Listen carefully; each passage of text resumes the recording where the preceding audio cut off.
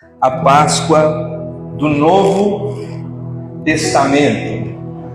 Esse é o tema da mensagem. A Páscoa foi inaugurada em Êxodo capítulo 12. Amém? A primeira Páscoa acontece no livro de Êxodo, no capítulo 12. Eu quero ler com você o versículo 24 do capítulo 12, que é a instrução, aqui aparece a instrução de Deus para Israel, para que eles comemorassem a Páscoa anualmente. Versículo 24, capítulo 12, versículo 24: portanto, obedeçam a essas instruções como lei permanente para vocês e os seus descendentes. Versículo 25: quando estiverem morando na terra que o Senhor vai dar a vocês, como prometeu, continue fazendo essa comemoração. Versículo 26 de Êxodo 12: quando os seus filhos perguntarem: que comemoração é esta? Respondam-lhes: é o sacrifício da Páscoa ao Senhor. Isto nos faz lembrar que o Senhor passou por cima das casas dos israelitas no Egito e poupou nossas casas quando matou os egípcios. Ao ouvir essas coisas, o povo se inclinou e adorou o Senhor. Então, a primeira Páscoa acontece no Egito, todos já sabem disso, amém? Ali, um pouquinho antes da saída do Egito, Deus coloca então essa festa, na verdade se tornou uma grande festa de Israel. E essa primeira Páscoa, Deus diz: olha, façam isso anualmente, todo ano, uma vez por ano, façam a Páscoa. E quando os seus filhos perguntarem: papai ou mamãe, o que é isso? O que está acontecendo aqui em casa hoje? Vocês dirão o seguinte: o Senhor, o anjo do Senhor passou por cima das casas dos israelitas. Lá na terra do Egito, o anjo passou por cima. Vocês vão lembrar, vocês vão falar com seus filhos sobre isso, vão contar o significado dessa festa. Então, eles se reuniam em famílias anualmente, mas esse tempo de mesa, de comida, tinha uma razão, tinha um motivo. Eles precisavam, enquanto comiam, eles tinham que colocar os olhos no passado, colocar os olhos na terra do Egito e lembrar que a terra do Egito foi visitada pelo juízo de Deus. Quantas pragas foram? Só para ver se você está acordado. A terra do Egito foi visitada pelo juízo de Deus. Quantas pragas foram? Você está com medo de falar que são 10? São 10, querido. São 10 pragas. A 10ª praga foi a sentença de morte. O anjo de Deus visitou cada casa na terra do Egito, trazendo morte sobre quem? Sobre um dos filhos da casa. Qual filho era alvo desse juízo? O primeiro, o mais velho. Então cada casa foi alvo dessa sentença de morte. E o anjo não passou apenas na casa dos egípcios, mas também na casa dos israelitas. O anjo passou em todas as casas. Só que na casa dos israelitas, o anjo passava por cima. Diga comigo: passou por cima. Por que ele passou por cima, gente? Porque na porta tinha uma marca, a marca do sangue de um animal, um cordeiro. Então o anjo olhava para a porta e falava: aqui tem sangue de cordeiro, eu vou passar por cima. A palavra Páscoa no hebraico é Pessar. Diga comigo: Pessar, que significa justamente isso. Pessar significa passar por cima. Por que a Páscoa, esse nome Páscoa? Porque passou por cima. O anjo que trouxe morte passou por cima. Por quê? Porque tinha uma marca, a marca do cordeiro. Essa é a Páscoa do Velho Testamento. Amém? Mas o tema da mensagem qual é? A Páscoa do Novo Testamento. Enquanto os israelitas comemoravam a Páscoa, eles olhavam para o Egito. Nós olhamos para onde? Para onde que nós, na nossa Páscoa, para onde nós olhamos? Nós não olhamos para o Egito, nós não olhamos para o livramento de Deus do povo de Israel, nós olhamos para um lugar. Qual lugar é esse? Nós olhamos para a cruz, nós olhamos para a cruz, nós olhamos para o mesmo lugar que o profeta Isaías olhou em Isaías 53, dizendo: certamente tomou sobre si as nossas enfermidades, as nossas dores levou sobre si. Nós o considerávamos como aflito, ferido de Deus, oprimido, mas ele foi ferido por causa das nossas transgressões e esmagado por causa das nossas iniquidades. O castigo que nos traz a paz estava sobre ele, e pelas suas feridas nós fomos sarados. É para lá que nós olhamos. Enquanto celebramos a nossa Páscoa do Novo Testamento, nós olhamos para a cruz e lembramos de Jesus sendo esmagado por causa da nossa maldade. E assim como o anjo passou por cima na terra do Egito, a morte que era sobre nós, porque o salário do pecado é a morte, então nós também nos tornamos alvo de morte. Assim como a morte passava por cima, assim também a morte não nos alcança. Pastor, mas eu vou morrer. Sim, você vai morrer. Fisicamente você vai morrer, mas no momento que você fechar os seus olhos se abrirão diante do trono do Rei da Glória. Por quê? Porque o Senhor Jesus foi esmagado por causa do meu pecado.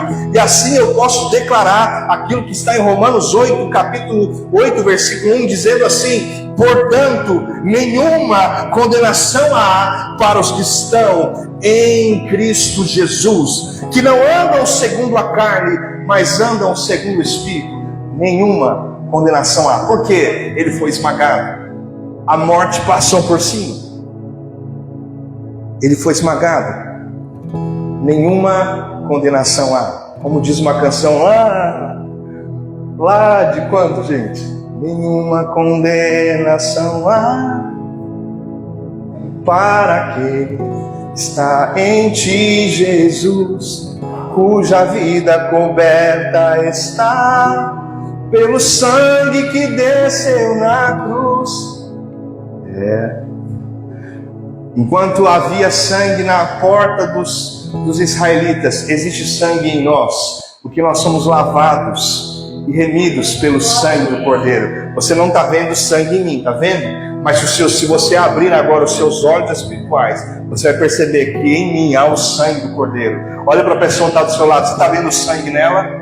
Não está vendo, né? Mas espiritualmente ela está lavada com sangue. Existe sangue na pessoa do seu lado. Aleluia! Aleluia!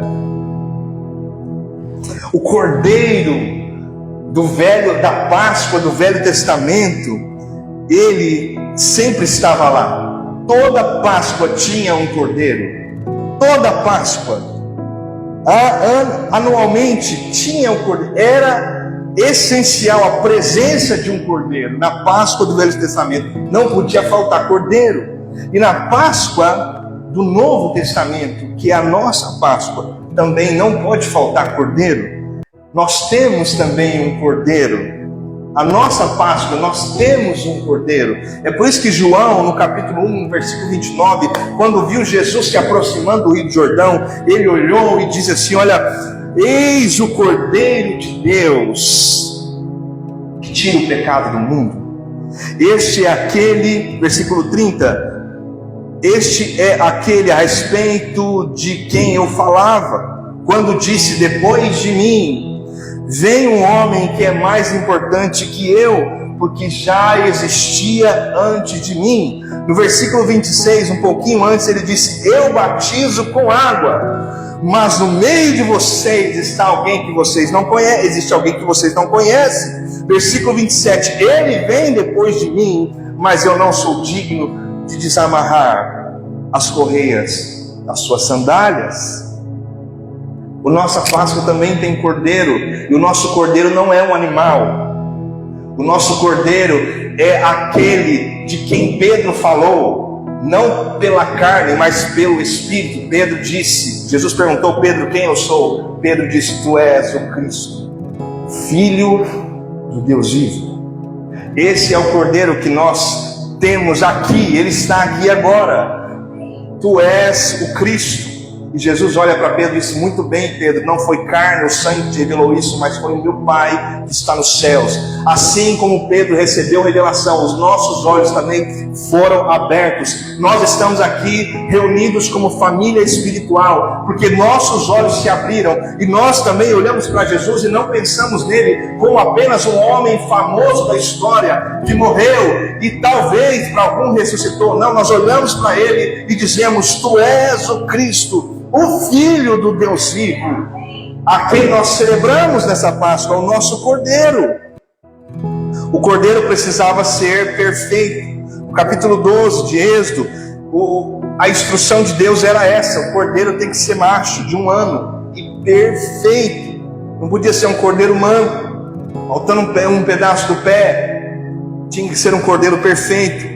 E assim também na Páscoa do Novo Testamento, Hebreus capítulo 4, o autor de Hebreus vai falar sobre o nosso Cordeiro. Ele diz assim: porque nós não temos sumo sacerdote que não possa se compadecer de nossas fraquezas, pelo contrário, ele foi tentado em todas as coisas, a nossa semelhança, mas sem pecado. Assim como o Cordeiro de Êxodo 12 era perfeito, o nosso Cordeiro, Jesus, também foi tentado, mas ele não pecou. Ele não pecou. Ele foi tentado. Todas as tentações que você viu, ele também era homem, gente. Ele venceu. E porque ele venceu, ele recebeu o direito de estar naquela cruz, em nosso lugar.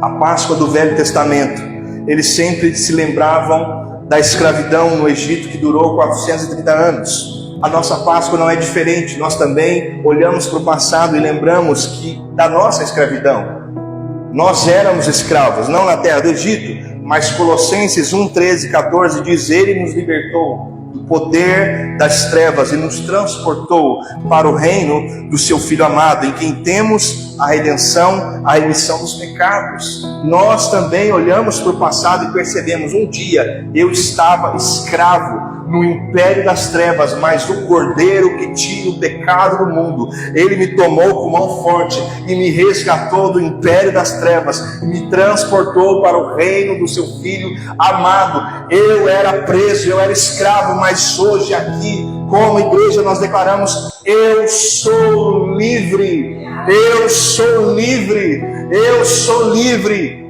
Aleluia! Você é livre. Você é livre nessa manhã para celebrar o Cordeiro Santo. Você é livre. A inauguração da Páscoa do Velho Testamento, como eu disse, acontece em Êxodo 12. Mas a inauguração da Páscoa do Novo Testamento acontece em Lucas 22, versículo 14, versículo 15, versículo 19, versículo 20. Eu quero ler para vocês. 14. Chegada a hora, Jesus se pôs à mesa. Os apóstolos estavam com ele. Versículo 15. Então Jesus lhes disse: tenho desejado ansiosamente comer esta Páscoa com vocês antes do meu sofrimento. Versículo 19. E pegando um pão e tendo dado graças, o partiu e disse: isto é o meu corpo, que é dado por vocês, façam isto em memória de mim. Do mesmo modo, depois da ceia, pegou o cálice, dizendo: este é o cálice da nova aliança no meu sangue, derramado por vocês. Aqui Jesus como um bom judeu, ele celebrou a Páscoa no formato antigo. Durante a sua vida, a sua história, Jesus também, junto com a sua família, Jesus celebrou a Páscoa no formato antigo. Ele fez isso porque ele é cumpridor da lei. Então, durante todos os seus 33 anos de idade, Jesus estava lá anualmente com a sua família, junto ali, lembrando da libertação, do livramento no Egito. Mas um pouquinho antes da sua morte, Jesus chama os apóstolos e diz: olha, eu vou reconfigurar a Páscoa, porque até agora vocês olhavam para o Egito, mas a partir de agora nós teremos uma nova Páscoa. A partir de agora vocês não vão comer em memória do que aconteceu no Egito, vocês vão comer em memória de mim, fazer isso em memória de mim. Agora não é em memória mais do cordeiro, daquele animal que era morto no tempo de Israel, não, agora vocês comerão o pão e o cálice, beberão o cálice em memória de mim. Fazer isso em memória de mim. Aleluia. Eu gosto quando o apóstolo Paulo fala sobre esse texto. Ele vai dizer assim: olha, anunciai a morte do Senhor. Através desse ato da Páscoa, nós anunciamos a morte do Senhor até que Ele venha. Nós estamos agora numa nova Páscoa, a Páscoa do Novo Testamento. A Páscoa do Velho Testamento eles celebravam porque o anjo da morte passou por cima. Eles tiveram vitória sobre a morte por causa do sangue nas portas. E agora nós também temos o sangue em nós. E assim como eles receberam vitória sobre a morte, nós também recebemos vitória. Então fala para o seu irmão que está do seu lado: para de ter medo da morte. Fala assim para ele: para de ter medo da morte. Aleluia. Fala, Deus. Pare de ter medo da morte. Não faz sentido você, como filho de Deus, que crê no Cordeiro que tira o pecado do mundo, que venceu a morte, não faz sentido você ter medo de um inimigo que foi derrotado. Faz sentido? Faz sentido você ter medo de alguém que já foi vencido? Olha o que diz 1 Coríntios capítulo 15, versículo 55. Essa é a nossa Páscoa. Lá está escrito: onde está, ó morte, a sua vitória? Onde está, ó morte, o seu aguilhão? O aguilhão da morte é o pecado, e a força do pecado é a lei. Graças a Deus que nos dá a vitória por meio de nosso Senhor Jesus.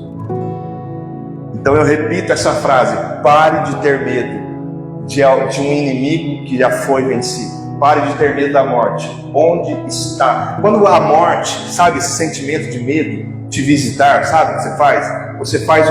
Você faz essa pergunta para ela: onde está a morte? A tua vitória. Aleluia. Gente, você não entende o comportamento dos apóstolos. Os apóstolos tinham medo da morte. Os apóstolos tinham medo. Estevão, o primeiro mártir cristão, como ele reagiu diante da morte? Quem se lembra? Como ele reagiu? Ele estava sendo apedrejado. E ele começa a orar e dizer: perdoa, Senhor, esse povo. Ele olhou para o céu, e os céus se abriram, e ele viu o seu Jesus, aquele que venceu a morte, assentado à direita do Deus Pai. Ele olhou e se alegrou. Nós não temos o relato da morte de Pedro, mas a história conta que Pedro, quando estava sendo crucificado, ele disse: virem a cruz de ponta cabeça, porque não sou digno de morrer com o meu mestre. Nós percebemos os apóstolos sendo presos e açoitados por causa do Evangelho, lá em Atos, não me lembro do capítulo exato, mas eles saíram da prisão, e o texto diz que eles saíram alegres, regozijando. Eles não tinham medo da morte. Ainda bem. O Evangelho chegou até nós porque eram homens destemidos. Eles não tinham medo da morte porque eles sabiam que o nosso Cristo venceu. Ele morreu, ele ficou 3 dias sepultado, mas no 3º dia a pedra rolou, a pedra do sepulcro rolou, e nós estivemos com ele ainda mais 40 dias. 500 pessoas estiveram com ele, e de repente, ele lá na Galileia, ele começou a subir assim, sabe? Aquele filme de super-herói, que o herói começa a voar. Ele começou a voar diante deles, e os anjos apareceram e falaram: varões galileus, porque vocês estão olhando para cima? Esse mesmo Cristo que vocês viram subir, ele descerá em glória, porque ele venceu, ele é digno de abrir os 7 selos. Lá em Apocalipse, João chorava diante do trono, dizendo: quem vai abrir os 7 selos? De repente, no meio do céu, aparece o Cristo vencedor, dizendo: Ele é digno de abrir os 7 selos, porque Ele venceu. Aleluia! E uma canção que é a canção de Apocalipse: ao que está sentado sobre o trono e ao Cordeiro, seja a honra, seja a glória, seja o louvor. Ao que está sentado, Ele é digno pelos séculos dos séculos, porque Ele venceu. Ó morte, onde está a sua vitória? Ó morte, onde está o seu aguilhão? Aleluia. Ó morte, onde está a sua vitória? Nessa manhã de Páscoa, nós celebramos o Senhor, o Cordeiro. Aleluia. Aleluia.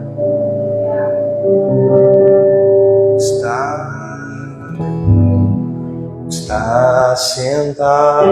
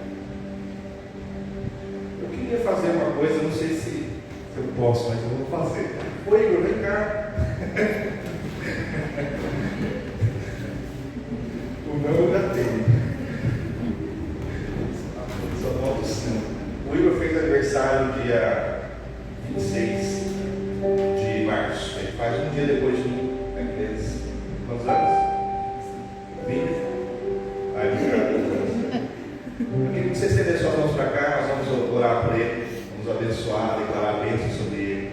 Amém? Pai, em nome de Jesus, nós abençoamos a vida do Igor. Amém, Jesus. Obrigado, Deus, por tudo aquilo que o Senhor tem feito na história dele.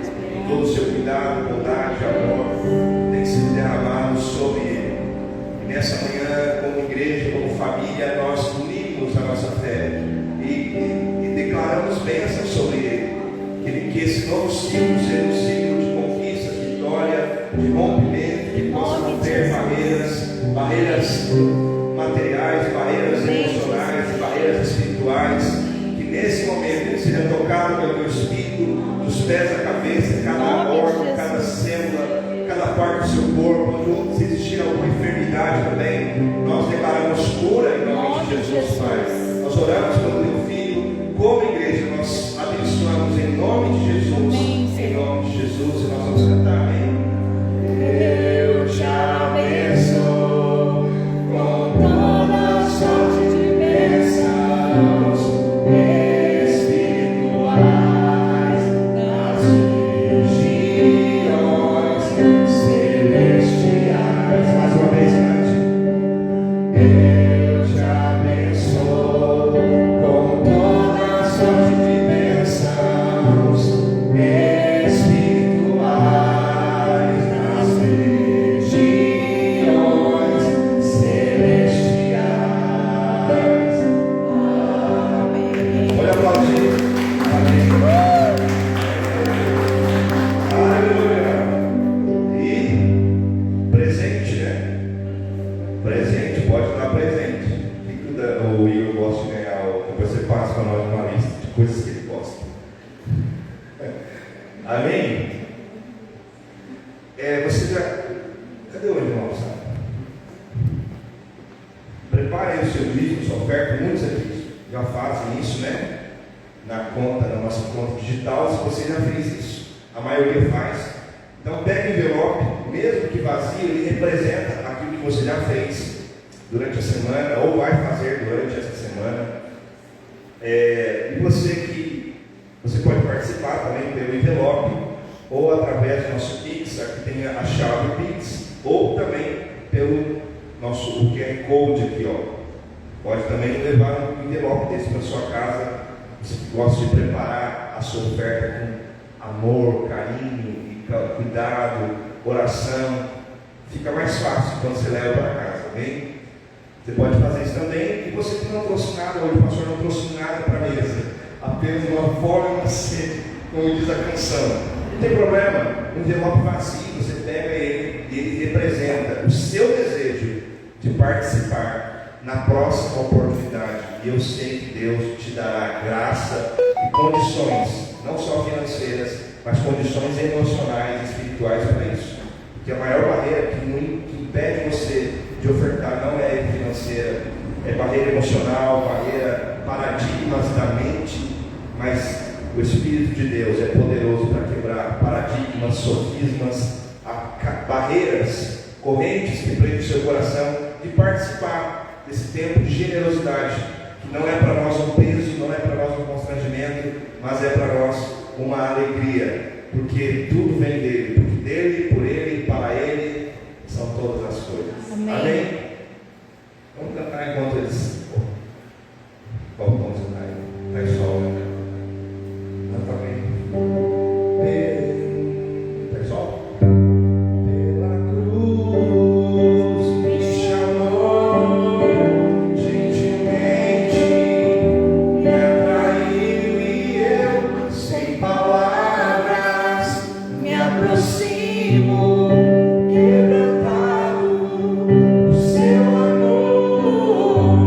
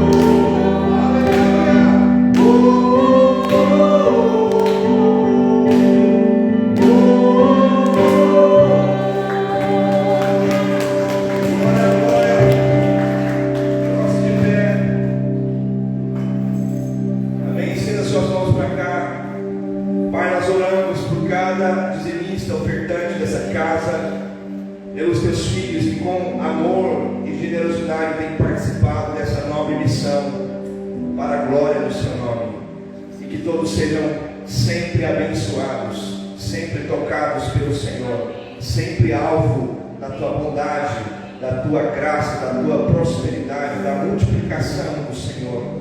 Ó Deus, aqueles que não puderam ofertar, nós também entregamos cada um destes no teu coração, que eles sejam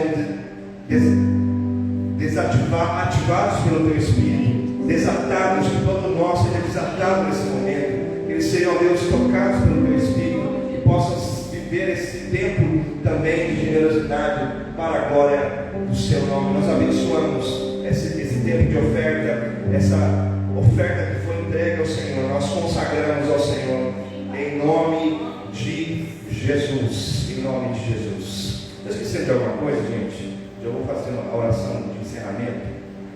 Não esqueci de nada. Está tudo certinho? Amém? Então a gente vai orar para finalizar aqui. Deixa eu chamar a pastora Sara para orar em casa. Cadê o...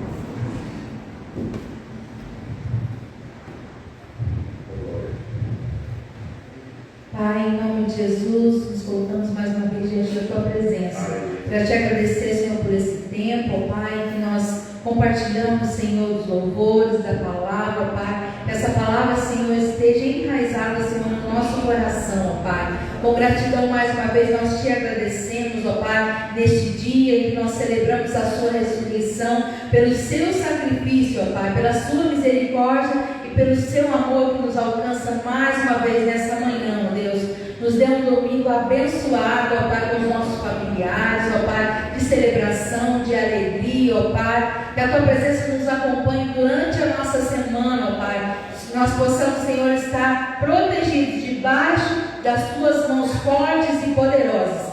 Entregamos, Senhor, a Ti este domingo, a nossa semana, em nome de Jesus. Amém. Amém. Gente, hoje nós não teremos cantina. A Bruna, ela trabalha com ovos, né, de Páscoa. E ela estava com muitas encomendas para esse final de semana. E eu falei para ela que podia dar um descanso para ela. Amém? Vocês também dão um descanso para ela, né? Então hoje ela está descansando um pouco, porque ela trabalhou muito ontem, né, fazendo aí a entrega dos ovos de Páscoa, tá bom? Então hoje nós não teremos, mas no domingo que vem a gente volta normalmente, tá bom? Vou encerrar então. Vou encerrar, hein? Aleluia. Que o amor de Deus, a graça do nosso Senhor, Salvador Jesus Cristo, a doce consolação do Espírito Santo de Deus, sejam com todos e todos que recebem, digam amém. Amém. Deus te abençoe.